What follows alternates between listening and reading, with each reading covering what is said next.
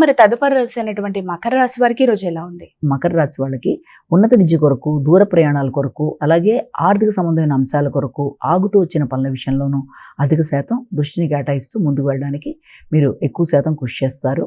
అయినప్పటికీ ఆ నేపథ్యంలో ముఖ్యులతో, అంటే మీ పై అధికారులు కావచ్చు, వృత్తిపరంగా మీకు పరిచయమైన వ్యక్తుల ద్వారా కావచ్చు, సంఘంలో గుర్తింపు గౌరవం కలిగిన వ్యక్తులు, ఉన్నత స్థాయి వ్యక్తులతో అభిప్రాయ భేదాలకు వీళ్ళని దూరంగా ఉండాలి. కంటి ఆరోగ్యం, పంటి ఆరోగ్యం రెండింటి విషయంలో జాగ్రత్త తీసుకోవాలి.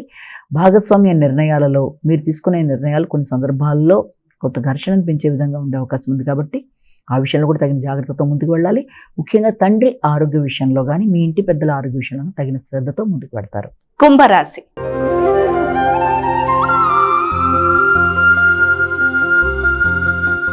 మరి కుంభరాశి వారికి ఈ రోజు రాశి ఫలాలు ఎలా ఉన్నాయి? కుంభరాశి వాళ్ళ విషయాన్ని కనుక తీసుకున్నట్లయితే ముఖ్యంగా ఈ కుంభరాశి వాళ్ళకి ఆకస్మికమైన విషయాలలో ఆటంకాలు, ఆలస్యాలు కొంత చికాకును కలిగిస్తాయి. అలాగే రోగనిరోధక శక్తిని పెంపొందించుకోవడానికి ప్రయత్నం చేస్తారు.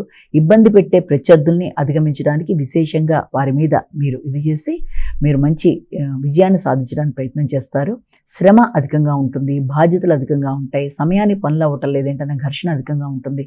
నిద్రలేమి, అనవసరమైన వాగ్వాదాలు మొదలైన వాటికి అవకాశం ఉన్నప్పటికీ, అలాగే ప్రయాణాల్లో ఆటంకాలు లాంటివి, కొత్త వ్యక్తుల పరిచయాలు మొదలైనవి, అలాగే ఆర్థిక సంబంధమైన విషయాలు, ప్రయాణాలు చేసేటప్పుడైనా ముఖ్యమైన వస్తువులు జాగ్రత్త చేసుకుంటూ ముందుకు వెళ్ళాలి. అంతేకాకుండా వృత్తిపరంగా మాత్రం అభివృద్ధికరంగా ఉండే అవకాశం ఉంది. పెద్దల యొక్క సహకారం బాగుంటుంది. మానసిక ప్రశాంతత పెంపొందించుకోవడానికి ప్రయత్నం చేస్తారు. అయినప్పటికీ కూడా ముఖ్యంగా ఆరోగ్య విషయంలో తగిన జాగ్రత్తలతో ముందుకు వెళ్ళడానికి ప్రయత్నం చేయాలి. మీనరాశి.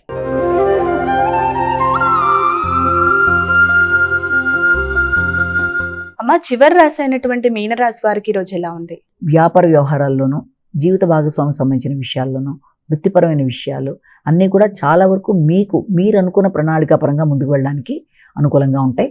మానసిక ప్రశాంతతను పెంపొందించుకుంటూ ముందుకు వెళ్ళడానికి విశేషం కృషి చేస్తారు. వృత్తిపరమైన అభివృద్ధి అనేది ఏర్పడుతుంది. వృత్తిలో కొత్త వ్యక్తుల పరిచయం, కొత్త బాధ్యతలు, మీ కమ్యూనికేషన్ స్కిల్స్ అన్నీ కూడా చాలా వరకు అనుకూలంగా ఉండే అవకాశం ఉంది. కొత్త బాధ్యతలతో కొత్త పదవి కోసం మీరు చేసే ప్రయత్నాలకి అధికంగా ఉండే సమయంగా కూడా దీన్ని మనం భావించవచ్చు.